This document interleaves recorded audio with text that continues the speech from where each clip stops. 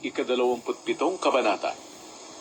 Huwag mong ipagyabang ang gagawin mo bukas, sapagkat hindi mo alam kung anong mangyayari sa araw na iyon. Huwag mong purihin ang iyong sarili. Pabayaan mong iba ang sa iyo ay pumuri. Ang buhangin at bato ay mabigat, pero mas mabigat na problema ang idudulot ng taong hangal. Mapanganib ang taong galing, ngunit ang taong seloso ay higit na mapanganib. Mas mabuti ang pagsaway na hayagan kaysa sa pag-ibig na hindi ipinapaalam. Ang masakit na pagsaway ng isang kaibigan ay may katuturan, ngunit ang halik ng kaaway ay hindi maaasahan. Kahit pulot ay tinatanggihan ng taong busog, ngunit sa taong gutom, kahit pagkaing mapait ay matamis para sa kanya. Ang taong lumayas sa kanyang bahay ay parang ibong lumayas sa kanyang pugad. Ang langis at pabango ay gaya ng tapat na payo ng isang kaibigan na nagdudulot ng kaligayahan. Huwag mong pababayaan ang iyong kaibigan o ang kaibigan ng iyong ama. At kung nasa kagipitan ka, hindi ka nahihingi ng tulong sa kapatid mo na nasa malayo. Ang malapit na kapitbahay ay mas mabuti kaysa sa malayong kapatid.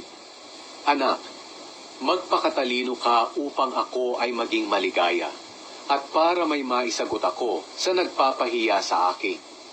Ang taong marunong ay umiiwas sa paparating na panganib, ngunit ang taong hangal ay sumusuong sa panganib, kaya siya ay napapahamak.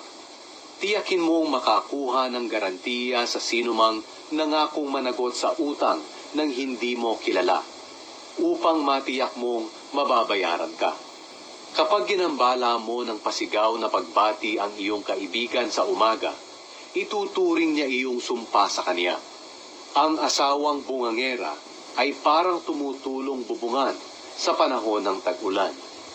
Hindi siya mapatigil tulad ng hanging hindi mapigilan o kaya ng langis na hindi mahawakan.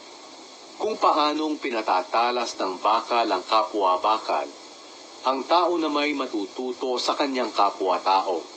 Kapag inalagaan mo ang puno ng igos, makakakain ka ng bunga nito. Ganoon din kapag amo mo'y iyong pinagmamalasakitan, ikaw naman ay kanyang pararangalan. Kung paanong ang mukha ng tao ay naaaninaw sa tubig, ang pagkatao naman ay makikita sa iyong puso. Ang kapahamakan at kamatayan ay walang kasiyahan. Gayon din ang hangarin ng tao. Pilak at ginto sa apoy sinusubok.